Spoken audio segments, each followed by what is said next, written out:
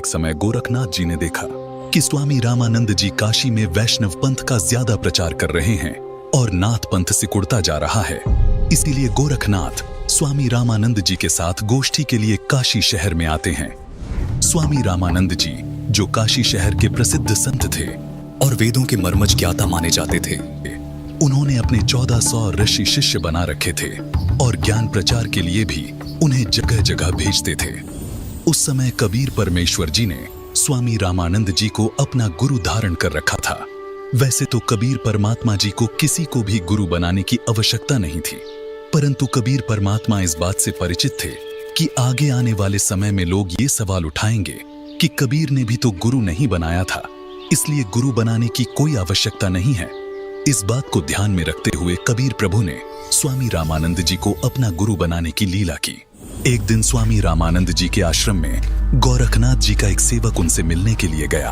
उस समय स्वामी रामानंद जी आश्रम में अपने शिष्यों को ज्ञान उपदेश दे रहे थे। अलख निरंजन स्वामी जी। राम राम नाथ जी। स्वामी जी, हमारे नाथ जी बहुत पहुंचे हुए सिद्ध पुरुष हैं। वो आपके साथ ज्ञान गोष्ठी करना चाहते हैं, इसलिए मैं आपको अपने गुरु जी के आदेश अनुसार आमंत्रित करने आया हूँ। उन्होंने कहा है कि ज्ञान चर्चा में जो भी विजयी होगा वह अपने शिष्यों समेत जीतने वाले का शिष्य बनेगा। ये कहकर गोरखनाथ जी का शिष्य वहां से चला जाता है। गोष्ठी की बात सुनकर स्वामी रामानंद जी बहुत चिंतित हो जाते हैं, क्योंकि वे इस बात से परिचित थे कि ये नाथ परंपरा वाले साधु सिद्धि युक्त होते हैं और इन सिद्धियों को देखकर जनता उनको विजयी घोषित कर देगी, जिससे ज्ञान चर्चा का मूल उद्देश्य पूरा नहीं होगा और उस नाथ जी का मुझे शिष्य बनना पड़ेगा। स्वामी रामानंद जी ये सोच ही रहे थे कि तभी 12 वर्षीय कबीर साहिब जी आश्रम में प्रवेश करते हैं। प्रणाम गुरुदेव। क्या हुआ गुरुदेव? आप बहुत चिंतित नजर आ रहे हैं। दास के लायक कोई सेवा है तो बताओ। हे कबीर जी, कोई नाथ जी आए थे और उन्होंने स्वामी जी के साथ गोष्ठी करने को कहा है कि जो गोष्ठी के लिए नहीं आएगा तो वो हारा माना जाएगा, और दूसरी शर्त ये रखी है कि जो हार जाएगा वह जीतने वाले का सह अनुयायी शिष्य बनेगा। हे स्वामी जी, संतों को हार जीत की चिंता नहीं करनी चाहिए। हमें उस नाथ जी का सामना करना चाहिए और गोष्ठी में अवश्य चलना चाहिए। फिर मैं आपका दास भी तो आपके साथ हूँ। हे भगवान, आप कह रहे हैं तो मैं अवश्य ही चलूंगा। अब मुझे कोई चिंता नहीं। कबीर साहिब जी अपने मुंह बोले। गुरुजी स्वामी रामानंद जी के साथ ज्ञान गोष्ठी में जाने के लिए तैयार होते हैं। वो वैष्णव पंथी वेशभूषा पहन लेते हैं, माथे पर तिलक, गले में तुलसी की लकड़ी की माला, टोपी, झोली, सिक्का व एक फावड़ी। स्वामी जी व कबीर जी कुछ अन्य शिष्यों के साथ निश्चित समय और स्थान पर गोरखनाथ जी से गोष्ठी करने पहुंच जाते हैं। गंगा नदी से 500 फुट की दूरी पर गोरखनाथ उच्च आसन पर बैठे दिखाई देते हैं और बगल में 7 फुट ऊंचा त्रिशूल भी जमीन में गड़ा दिखाई देता है और स्वामी जी के लिए भी आसन लगा दिखाई देता है। आ गए रामानंद जी। मुझे लगा था आप नहीं आएंगे, लेकिन अब आ ही गए हैं तो गोष्ठी शुरू करते हैं। स्वामी जी आसन पर बैठ जाते हैं और एक सुयोग्य शिष्य की तरह कबीर साहिब जी अपने गुरु के आसन के पास जमीन पर बैठ जाते हैं। हे नाथ जी, आप पहले मेरे साथ गोष्ठी कीजिए। अगर मुझे ज्ञान चर्चा में हरा दिया तो ही मेरे गुरु जी से बात करना। अरे तू है कौन?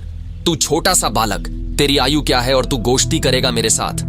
पता है मैं कौन हूँ? नाथ जी, मैं तो कबीर हूँ और मुझे मालूम है कि आप कौन हो। आप गोरखनाथ जी हो। कबीर साहिब जी की बात सुनकर गोरखनाथ सोचते हैं कि इस छोटे से बालक ने मुझे पहचान लिया। तू छोटा सा बालक, तू कब से बैरागी बन गया? नाथ जी, जब से भय वैरागी, मेरी आदि अंत सुधि लागी। धूंधूकार आदि का मेला, नहीं गुरु नहीं था चेला। जब का तो हम योग उपासा, तब का फिरूं अकेला। धरती नहीं जद की टोपी दीना, ब्रह्मा नहीं जद का टीका। शिव शंकर से योगी न थे, जद का झोली शिका। द्वापर को हम करी फावड़ी, त्रेता को हम दंडा। सतयुग मेरी फिरी दुहाई, कलयुग फिरौनो खंडा। गुरु के वचन साधु की संगत, अजर अमर घर पाया। कहें कबीर सुनो हो गोरख, मैं सबको तत्व लखाया। हे गोरखनाथ जी, जब कोई सृष्टि नहीं थी तब मैं अनामी लोक में था। जब मैं अकेला रहता था तब पृथ्वी भी नहीं थी। तब से मेरी टोपी जानो। जब ब्रह्मा, आप और आपके गुरु मचंद्रनाथ आदि सब प्राणियों के शरीर बनाने वाला पैदा भी नहीं हुआ था, तब से मैंने टीका लगा रखा है। अर्थात मैं तब से सत्पुरुष रूप में ही हूँ। सतयुग, त्रेतायुग, द्वापर तथा कलयुग, ये चारों युग तो मेरे सामने असंख्यों बार खत्म हो चुके। हमने सतगुरु वचन में रहकर अजर अमर घर सतलोक को पाया। हे नाथ जी, पूर्ण गुरु से उपदेश लेकर आजीवन गुरु वचन में चलते हुए पूर्ण परमात्मा का ध्यान सुमिरन करके इस अजर अमर सतलोक में जाकर जन्म मरण रूपी अति दुखमय संकट से बच सकते हो। अरे कबीर, तू छोटा सा बालक और ज्ञान देता है गोरखनाथ को। तेरी आयु क्या है? सबसे बड़ा मूर्ख वो है जो मेरी आयु पूछता है, और आप मुझे बालक बता रहे हैं। जो बूझे सोई बावरा, क्या है उम्र हमारी? असंख्य युग प्रलय गई, तब का ब्रह्मचारी, कोटि निरंजन हो गए परलोक सिधारी। हम तो सदा महबूब हैं स्वयं ब्रह्मचारी। अरबों तो ब्रह्मा गए 49 कोटि कन्हैया, 7 कोटि शंभू गए मोरी एक नहीं पलैया। कोटि नारद हो गए मोहम्मद से चारी, देवतन की गिनती नहीं है क्या सृष्टि विचारी। नहीं बूढ़ा नहीं बालक, ना ही कोई भाट भिखारी, कहें कबीर सुन हो गोरख, यह है उम्र हमारी। असंख्य युग प्रलय में चले गए, तब का मैं अमर हूँ। करोड़ ब्रह्म भगवान मृत्यु को प्राप्त होकर पुनर्जन्म प्राप्त कर चुके हैं। अन्य भगवान जिसका तुम आश्रय लेकर भक्ति कर रहे हो, वे नाशवान हैं। फिर नाथ जी आप अमर कैसे हो सकते हैं?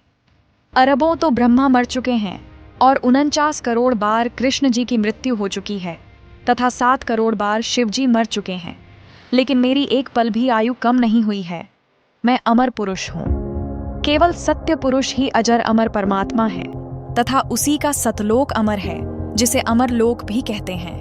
वहां की भक्ति करके भक्त आत्मा पूर्ण मुक्ति होती है, जिसका कभी मरण नहीं होता। हे गोरखनाथ जी, ये उपलब्धि सोहम शब्द के जाप से प्राप्त होती है, जो उसके मर्मभेदी गुरु से मिलता है। उसके बाद फिर सार नाम मिलता है और सतलोक में वास तथा सतपुरुष की प्राप्ति होती है। करोड़ों नारद तथा मोहम्मद जैसी पवित्र आत्माएं जन्म कर मर चुकी हैं, देवताओं की तो गिनती भी नहीं। फिर आम मानव शरीरधारी प्राणियों तथा जीवों का तो हिसाब क्या लगाया जा सकता है।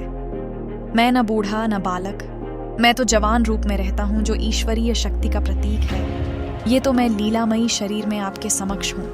ये सुनकर गोरखनाथ जी और क्रोधित हो जाते हैं और अपने त्रिशूल के ऊपर के भाग पर सिद्धि से उड़कर बैठ जाते हैं। कबीर, यदि तू इतना महान है तो मेरे बराबर में आकर बातें कर। हे नाथ जी, हम ज्ञान गोष्ठी के लिए आए हैं, न कि ये नाटक करने के लिए। आप नीचे आकर ज्ञान चर्चा करो, ताकि जनता को सच्चाई का पता लग सके।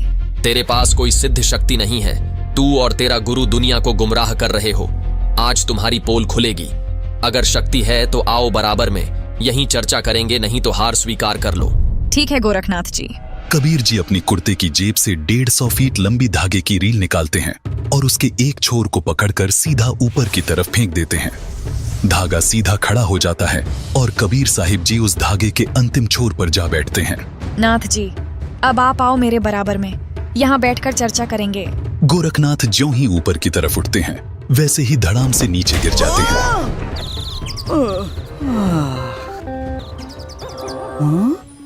हे कबीर जी, कृपया नीचे आ जाइए और अपने दास पर दया करके अपना परिचय दीजिए।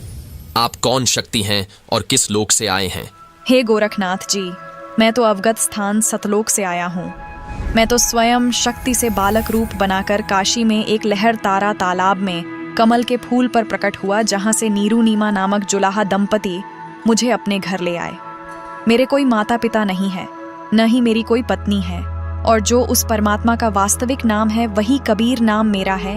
आपका ज्योति स्वरूप, जिसे आप अलख निरंजन कहते हो, वो ब्रह्म भी मेरा ही जाप करता है। मैं सतनाम का जाप करने वाले साधक को प्राप्त होता हूँ। मेरा शरीर हाड़ चाम का बना हुआ नहीं है। मेरा मूल स्थान सतलोक है, जहाँ सतनाम के जाप के आधार से जाया जाता है। नाथ जी, आप ज्योति निरंजन के जाल में ही फंसे हुए हो। न जाने आपके कितने जन्म हो चुके हैं और कितनी बार आप 84 लाख योनियों में कष्ट उठा चुके हो। यदि आप मेरी शरण में नहीं आते तो आपकी 4 युगों की भक्ति को काल कलयुग में नष्ट कर देता है। हे कबीर जी, मुझे आपकी बात पर विश्वास हो गया है, लेकिन मैं आपकी एक परीक्षा लेना चाहता हूँ। मैं दरिया में डुबकी लगाऊंगा। यदि आप मुझे खोज लोगे तो मैं आपका शिष्य बन जाऊंगा। ठीक है गोरखनाथ जी, छुप जाओ दरिया में। ये सुनकर गोरखनाथ गंगा नदी की तरफ चल पड़ते हैं और साथ में दर्शक भी पीछे पीछे चल पड़ते हैं। गंगा के पास जाकर गोरखनाथ जी गंगा में छलांग लगाकर मछली का रूप धारण कर लेते हैं। कबीर परमात्मा भी गोरखनाथ जी के बाद गंगा दरिया में डुबकी लगा देते हैं और सैकड़ों मछलियों के बीच गोरखनाथ को पकड़कर तथा उनका असली रूप बनाकर उन्हें किनारे पर ले आते हैं। इस प्रकार गोरखनाथ जी ने कबीर साहिब जी को पूर्ण परमात्मा स्वीकार किया और उनके शिष्य बने तथा कबीर साहिब जी से भक्ति प्राप्त की।